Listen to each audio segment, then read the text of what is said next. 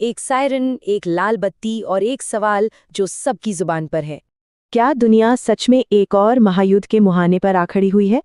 कहानी शुरू होती है साल 2026 से ईरान के साथ छिड़ा एक युद्ध, और देखते ही देखते पूरी दुनिया में खलबली मचाती है। ये सब शुरू हुआ एक बहुत बड़े मिलिट्री ऑपरेशन से, एक ऐसी चिंगारी जिसने समझे कि एक ग्लोबल संकट की आग ही लगा दी। देखिए, हालात कितनी तेजी से बदले। फरवरी 2026 के आखिर में अमेरिका और इजराइल ने मिलकर ईरान पर ऑपरेशन एपिक फ्यूरी लॉन्च किया, लेकिन ईरान चुप नहीं बैठा। कुछ ही घंटों के अंदर ईरान ने ऑपरेशन ट्रू प्रॉमिस आईवी से ऐसा पलटवार किया कि मिसाइलों की बौछार हो गई। मार्च आते आते ये लड़ाई पूरे मिडिल ईस्ट में फैल चुकी थी, और अप्रैल में, हाँ, एक सीज़फायर तो हुआ, लेकिन वो इतना नाजुक था कि तनाव अपने चरम पर बना रहा। मतलब कुछ ही हफ्तों में दुनिया एक बड़े युद्ध के बिल्कुल करीब आ गई। अब देखिए, इस जंग का असर सिर्फ लड़ाई के मैदान तक नहीं रहा, इसने तो पूरी दुनिया की अर्थव्यवस्था की सांसें रोक दीं।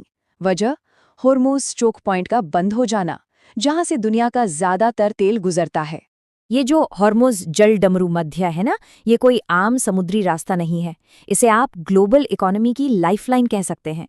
दुनिया का लगभग 25% समुद्री तेल यहीं से होकर गुजरता है, तो इसे बंद करने का मतलब था दुनिया की आर्थिक धमनी को ही काट देना। और नतीजा क्या हुआ? एक बहुत बड़ा तेल संकट जिसकी मार पूरी दुनिया महसूस कर रही थी। जरा इस अनाउंसमेंट को देखिए, ये हालात की गंभीरता को दिखाता है। ईरानी नौसेना ने बीएचएफ पर सीधा ब्रॉडकास्ट किया, सभी जहाज ध्यान दें, ईरान होर्मुज़ जलडमरू मध्य को फिर से पूरी तरह से बंद घोषित करता है। किसी भी तरह के या किसी भी देश के जहाज को यहां से गुजरने की इजाजत नहीं है। सोचिए, ये संदेश सुनकर दुनिया भर की शिपिंग कंपनियों में कैसी अफरा तफरी मची होगी। इस संकट का सीधा असर पड़ा तेल की कीमतों पर। कीमतें आसमान छूने लगीं और $126 प्रति बैरल के रिकॉर्ड स्तर पर पहुंच गईं। ये एक बहुत बड़ा और अचानक आया आर्थिक झटका था। और तेल की इन बढ़ती कीमतों का झटका यूं तो दुनिया के हर कोने में महसूस किया गया, लेकिन भारत पर इसका असर कुछ ज्यादा ही गहरा था। भारत के लिए ये संकट एक नहीं बल्कि कई मोर्चों पर एक साथ आया। सबसे पहला तो था एनर्जी इन्फ्लेशन।